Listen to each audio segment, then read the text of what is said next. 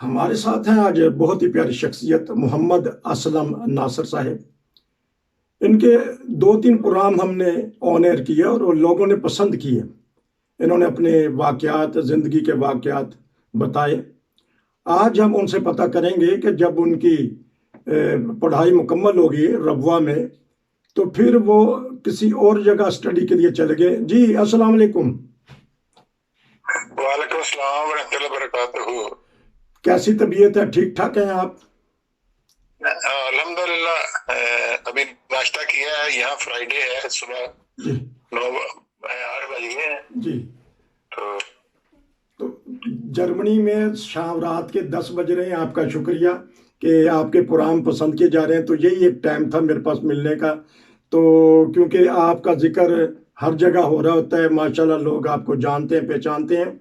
जी बताइएगा, फिर जब स्टडी कर रहे थे आप, फिर उसके बाद क्या हुआ कि रबवा कॉलेज से फारिग होके फिर आपने क्या किया? जी मैं रबा में बीएससी का जब रिजल्ट आया तो रबा में उस वक्त एमएससी फिजिक्स होती थी।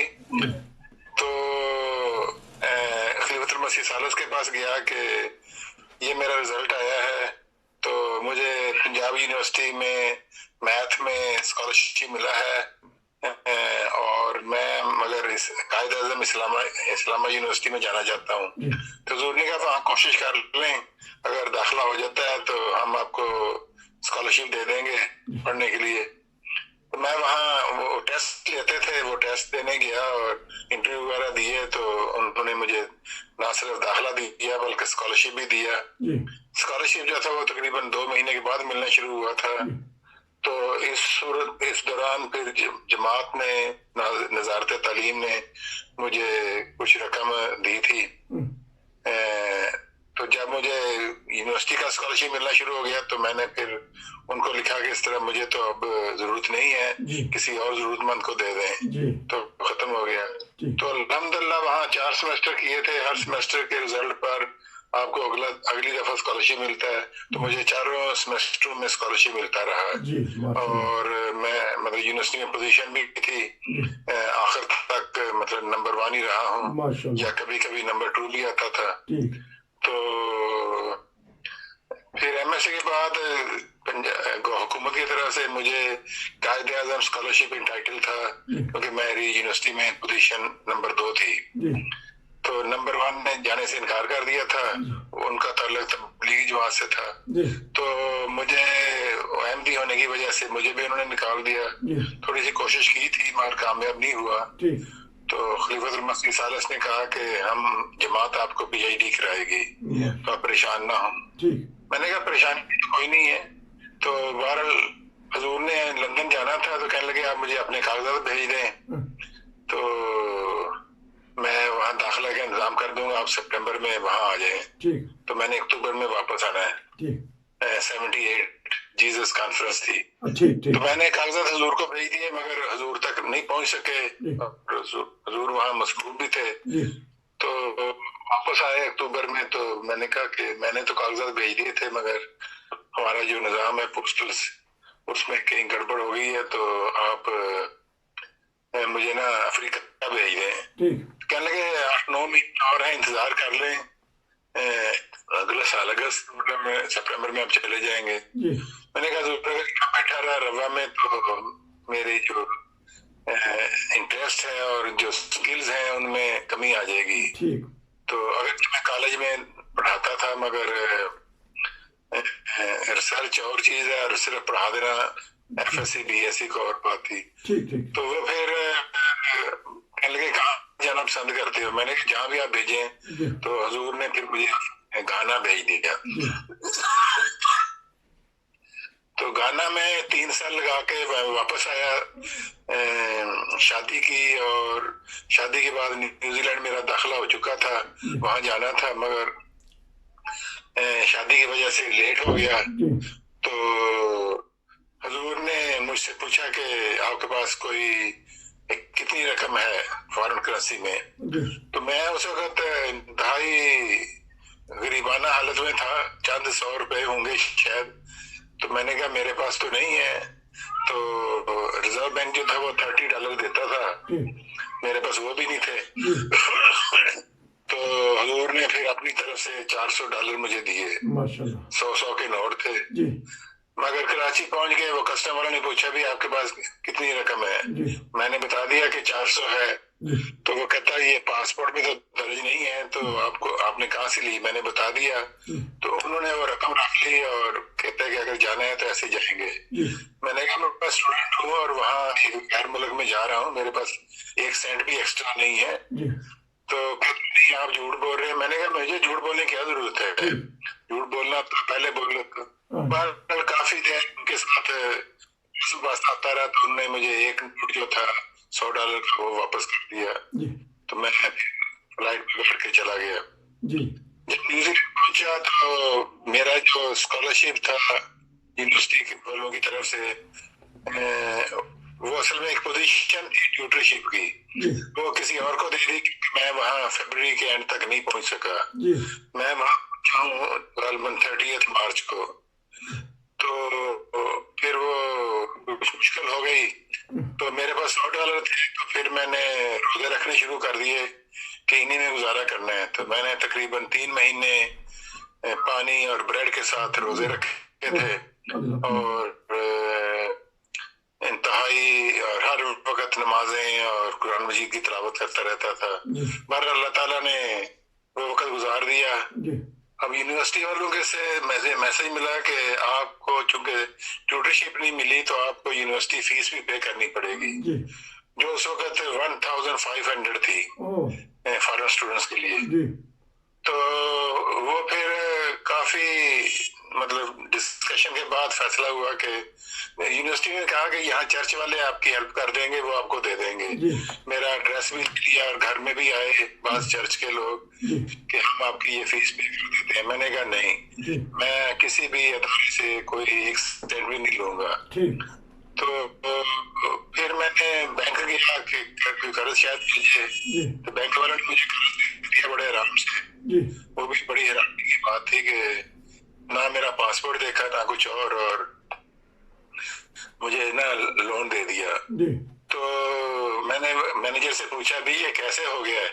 کہتے یہاں ایک پہلے پاکستانی اسٹوڈنٹ آیا تھا تو اس نے بھی قرض لیا تھا اور سارا قرض پھر چلا گیا تھا آسٹریلیا, اور آسٹریلیا سے قرض اپنا پے کیا تھا.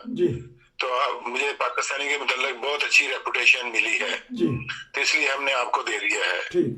تو وہ بہرحال پھر میں نے فیس پے کی, اور ساتھ وہاں جو ہاسپٹل ہے اوٹاگو یونیورسٹی کے قریب, اس میں شام کو 6 سے 9 بجے تک صفائی کا کام کرتا تھا.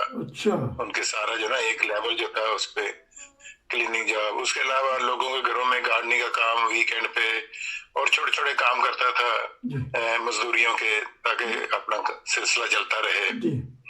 تو وہ ٹائم گزر گیا الحمدللہ. تو پہلا سال کافی مشکل تھا, مطلب فائنینشلی بھی اور محنت کی بھی.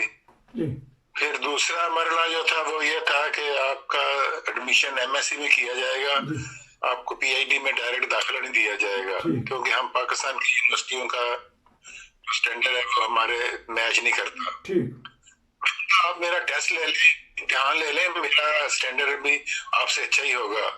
تو کافی تجربہ کے بعد یونیورسٹی مینجمنٹ جو تھی سینٹ وہ ایگری ہوئے کہ ہم میرا جو سپروائزر ہے وہ میرا ایک امتحان لے گا اور پھر فیصلہ کریں گے کہ PhD میں داخلہ دینا ہے یا MSc میں. تو جب وہ انٹرویو لیا گیا اور ٹیسٹ لیا گیا تو سپروائزر بڑا حیران ہوا کہ میری اتنا نالج کہاں سے آ گیا ہے. تو خود بھی حیران تھا, پر اللہ تعالیٰ نے مدد کی اور صحیح جواب ملتے رہے. تو انہوں نے پھر مجھے PhD میں ڈائریکٹ داخلہ دے دیا, اور یہ تقریباً 6 ماہ کے بعد ہوا تھا. پھر وہ میں نے شروع کر دی, بڑی محنت کرتا تھا. صبح 8 بجے جاتا تھا اپنے دفتر میں اور رات کے 10 کے درمیان آتا تھا. تو جب تقریباً 2 سال گزر گئے تو مجھے پریشانی یہ تھی کہ کوئی نئی چیز, کوئی نیا جو نا فارمولا وغیرہ وہ نہیں مل رہا.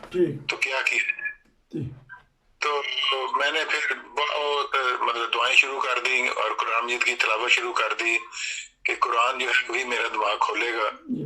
تو وہ پھر مجھے 3 خوابیں آئیں 3 ہفتوں میں, اور اس کے نتیجے میں نے جب ان پر چیک کیا خوابوں کو کمپیوٹر پہ تو وہ تینوں فارمولے جو تھے یا جو بھی تھا وہ مطلب ویریفائی ہو گئے. میں پھر بہت خوش ہوا, ویسے سے بات کی, کہتا اب تم پی ایچ ڈی لے سکتے ہو تو ایکسٹرنل ایگزامینر ڈھونڈو. تو امریکہ کی ایک یونیورسٹی ہے کارنل یونیورسٹی نیو یارک میں اسٹیٹ میں, وہاں کے ڈائریکٹر تھے کمپیوٹیشنل میتھمیٹکس کے, وہ ناسا کے بھی ہیڈ تھے ایک شعبے کے. تو ان سے رابطہ کیا تو کیونکہ ان کے کچھ اسٹوڈنٹ اسی سیم فیلڈ میں پی ایچ ڈی کر رہے تھے اور کچھ نے کر لی تھی. انہوں نے مجھے لکھا کہ یہ تو آپ کو پی ایچ ڈی مل جانی چاہیے, اگر نہیں مل رہی تو آپ یہاں آ جائیں, میں آپ کو دے دوں گا. دوسرا یہ ہے کہ آپ اگر یہاں آ جائیں فوری طور پہ تو آپ کو پہلے دن ڈگری دے دی جائے گی پی ایچ ڈی, اور ساتھ جاب دے دیا جائے گا. اچھا ایک سوال میں نے میرے پاس اس وقت کوئی بھی پاسپورٹ نہیں تھا, پاکستانی پاسپورٹ ختم ہو چکا تھا, نیا وہ ایشو نہیں کر رہے تھے اور میں نہیں جا سکا. تو پھر مجھے نیوزی لینڈ میں رکنا پڑا اگلے 1.5 سال تک. اچھا اگلے 1.5 سال پھر مجھے نیوزی لینڈ میں رکنا پڑا. ڈگری تو مجھے مل گئی, میں نے ریکارڈ ہے یونیورسٹی کا کہ 30 مہینے میں 30 مہینے 2.5 ایئر میں اپنی ڈگری پوری مکمل کر لی تھی انکلوڈنگ ایوری تھنگ. ٹھیک. اچھا میں ایک سوال کر لیتا ہوں میں کہ آپ کا پاسپورٹ کیوں نہیں بن رہا تھا؟ وہ اصل میں 84 میں میرا پاسپورٹ ایکسپائر ہوا ہے مئی جون میں, تو میں نے فیبرری میں بھیجا تھا آسٹریلیا میں پاکستانی ڈپلومیٹک آفس میں, پاکستان ہائی کمیشن میں. تو وہ انہوں نے مجھے ایک فارم بھیجا علیحدہ تھا کہ آپ یہ ویریفائی کریں کہ آپ احمدی ہیں یا مسلمان ہیں, اور اگر احمدی ہیں تو یہ سائن کریں, اگر مسلمان ہیں تو یہ سائن کریں. تو کچھ گالیاں بھی تھیں حضرت مسیح کو گالیاں, تو میں نے پہلی دفعہ وہ چیز دیکھی تھی, مجھے ابھی اس کا علم نہیں تھا. تو پاکستان میں اپریل میں لا بنا تھا وہ 80 کیا کہتے ہیں 295 298 سی. تو وہ انہوں نے مجھے اس پہ تھوڑا سا مطلب غصہ بھی آیا اور حیرانگی آئی کہ یہ کیا کر رہے ہیں. تو خیر میں نے لکھ کے دے دیا کہ میں نے تو نبی کریم صلی اللہ علیہ وسلم پہ ایمان لاتا ہوں اور انہی کے فرمان کے مطابق میں نے امام مہدی کو مانا ہے, میں اس سے نہیں ہٹ سکا. تو آپ مطلب پاسپورٹ مجھے دے دیں ایز اے احمدی مسلمان. تو انہوں نے نیوزی لینڈ حکومت سے درخواست کی کہ اس کو ڈپورٹ کر دیا جائے. نیوزی لینڈ حکومت نے جب تلاشی لی کہ کون ہے یہ آدمی جس کو ڈپورٹیشن کا حکم ہوا ہے, تو وہ پتہ لگا کہ وہ تو اوٹاگو یونیورسٹی میں پی ایچ ڈی کر رہا ہے. تو وہ بڑے خوش ہوئے. تو میرے علاقے کا جو ایم پی تھا وہ مجھے ملا, میں نے اس سے اپائنٹمنٹ لی ہوئی تھی. تو کہنے لگا کہ آپ یہاں 3 سال پورے کریں, ہم آپ کو اپنا پاسپورٹ دے دیں گے, اپنی شریعت دے دیں گے. تو میں نے کہا اچھا. اس وقت ابھی تقریباً 2 سال ہوئے تھے مجھے, 2 سال اور 2 مہینے. تو پھر تو وہ بہرحال پھر مجھے اپنا وقت گزارنا تھا وہاں, 3 سال پورے کرنے تھے. تو چونکہ ڈگری میں نے جلدی ختم کر لی تھی 2.5 سال میں, تو مجھے انہوں نے حکم دیا کہ آپ ولنگٹن آ جائیں. تو پھر میں ولنگٹن جو کیپٹل ہے نیوزی لینڈ کا وہاں چلا گیا. اور اس وقت میری وائف بھی تھی میرے ساتھ اور بچہ بھی تھا, ایک چھوٹی بچی تھی, پہلا بچہ نا. تو وہاں سے پھر ولنگٹن آئے اور ولنگٹن میں جاب کی تلاشی شروع ہو گئی اور 12 جاب مل گئے, بڑے اچھے جاب آفر ہو رہے تھے. تو وہاں جاب بھی پھر کیا 1.5 سال. تو جب 3 سال پورے ہو گئے تو پھر میں نے اپلائی کیا, شہریت ملی. اس میں 6-7 مہینے لگ گئے تھے کیونکہ وہ گروپ کی اکٹھی کرتے ہیں سیرمنی. تو پھر اس کے بعد پاسپورٹ ملا. تو پھر ہم نے کیونکہ ہمیں تو پسند نہیں تھا, واپس پاکستان جانا چاہتے تھے, تو پاکستان گئے. تو مگر وہاں مجھے جاب کے لیے کوشش کی, مگر وہ کہنے لگے کہ آپ چونکہ روا کے ہیں اور احمدی ہیں تو بڑا مشکل ہوگا آپ کے لیے. اچھا ایک سوال کر لیتا ہوں میں. یہ بتائیے گا کہ آپ اکیلے گئے تھے نیوزی لینڈ, تو مسز کب کس بیس پہ آپ نے مسز کو بلا لیا تھا, یہ تھوڑا سا بتا دیجیے گا. میں وہاں گیا تھا ایز اے مجھے انٹری پرمٹ ملا تھا، جی جی، اور وہاں جا کے پھر میں نے اسٹوڈنٹ ویزے کے لیے اپلائی کیا تھا، ٹھیک ٹھیک ٹھیک، اور اسٹوڈنٹ ویزا ملنے کے بعد میں نے اپنی وائف کے لیے اپلائی کیا. تو کچھ مہینوں کے بعد یونیورسٹی نے بہت کوشش کی تھی، مگر اس میں بھی کیونکہ ان کے ڈاکومنٹ بھی تیار نہیں ٹھیک تھے روا میں، ٹھیک تو وہ لینے میں بھی مشکلات تھیں. 82 کی بات ہے. ٹھیک، تو بہرحال یونیورسٹی نے بہت مدد کی. جو رجسٹرار تھا یونیورسٹی کا مسٹر A.T. گرے، جی وہ مجھے بلا کے نا مجھے گائیڈ کرتا رہتا تھا، یہ کرو وہ کرو. ٹھیک ٹھیک ٹھیک، تو انہوں نے بہت کوشش کی کہ میری وائف جلدی سے جلدی آ جائے. جی وہ بہرحال یونیورسٹی والوں نے بہت پیار محبت سے رکھا مجھے، جی، اور وہ پھر آ گئی. اچھا 84 میں ہمارے جنوری میں بچی ہوئی پیدا. ماشاء اللہ. تو اچھا، کیونکہ اچھا ایک واقعہ میں، کیونکہ آپ نے جو مجھے بتایا تھا، ہمارے پاس 2 منٹ ہیں، کہ جب خلیفۃ المسیح ثالث رحمہ اللہ نے آپ کو الوداع کیا، انہوں نے خود اپنے ہاتھ سے آپ کو وہ تحفہ دیا وظیفے کے طور پہ $400. ہاں جی بالکل. جی وہ میں ملاقات کرنے گیا تھا، تو حضور نے پوچھا کہ آپ کے پاس کتنی رقم ہے. میں نے کہا میرے پاس تو کوئی نہیں ہے، جی روپے ہیں کچھ تھوڑے سے. جی، تو کہتے ریزرو بینک سے نہیں لیے. میں نے کہا وہ $30 دیتے ہیں، اس کے لیے $300 چاہیے. جی اس وقت 10 روپے کا $1 تھا. تو وہ میرے پاس $300 نہیں تھے. جی تو حضور نے پھر وہ اپنے سیکرٹری سے کہا کہ اندر سے نا پیسے منگوائیں. جی، تو وہاں سے پھر وہ مجھے $400 دیے، اپنے ہاتھ سے دیے تھے. کہنے لگے کہ یہ لے جائیں. واہ. اچھا، اب آخری 1 منٹ ہے. وہ جو ایئرپورٹ کا آپ نے معاملہ بتایا تھا کہ آپ نے بڑی ریکویسٹ کی کہ یہ تو مجھے خلیفۃ المسیح نے تحفہ دیا ہے، وہ والا واقعہ آپ کی زبانی میں سننا چاہتا ہوں، ناظرین بھی سننا چاہتے ہیں جی، تاکہ وہ ڈسکس آپ کی کیا ہوئی اس کے ساتھ جو ایئرپورٹ پہ تھا. مجھے پوری طرح اب یاد نہیں ہے کیا کیا پیسے، بس یہی تھا میں اس کے ترلے کروں کہ مجھے رقم واپس کر دو، میرے پاس اور کوئی رقم نہیں ہے، صرف یہی رقم ہے. تو کافی تگ و دو کے بعد اس نے پھر ایک نوٹ جو تھا 100 کا وہ مجھے واپس کیا تھا. تو وہ تو پاکستان میں عام چیزیں ہیں.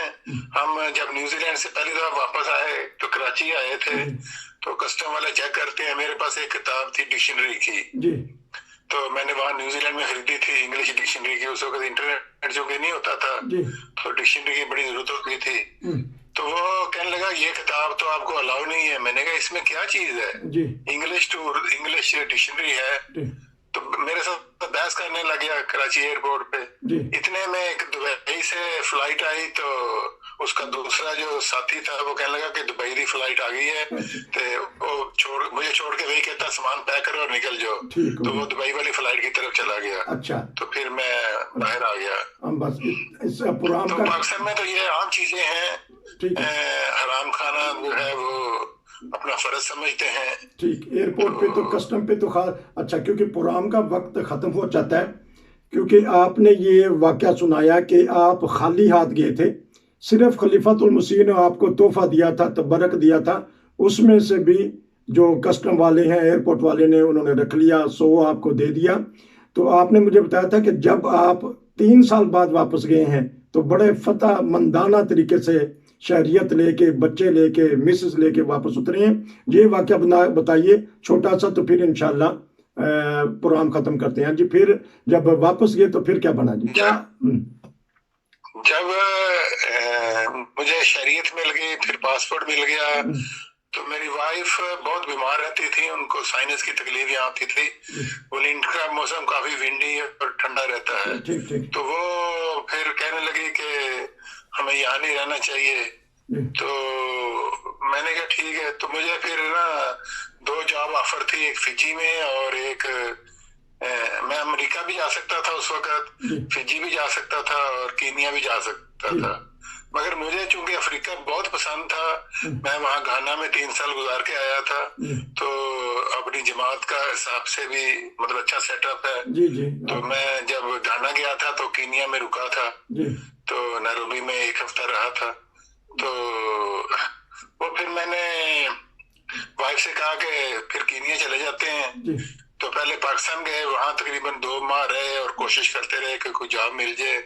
جب نہیں ملا تو پھر ہم کینیا چلے گئے تھے. جہاں تک پروگرام کینیا جب گئے ہیں, جب نیوزی لینڈ چھوڑا ہے تو ایک بچی تھی تقریباً 1.5 سال کی.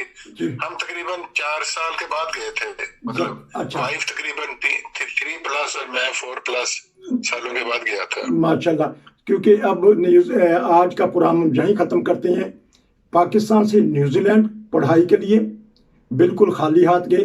جب گئے ہیں پاکستان, واپس اترے ہیں, آپ کے پاس ڈگری بھی تھی, آپ کے پاس شہریت بھی تھی, آپ کے پاس پیسے بھی تھے. یہاں تک آج پروگرام ختم کرتے ہیں. ناظرین, امید ہے کہ آپ کو یہ پروگرام پسند آئے گا. آپ کا بہت شکریہ. انشاءاللہ ملیں گے آپ سے اگلے پروگرام میں. نصیر کو اجازت دیجیے. السلام علیکم.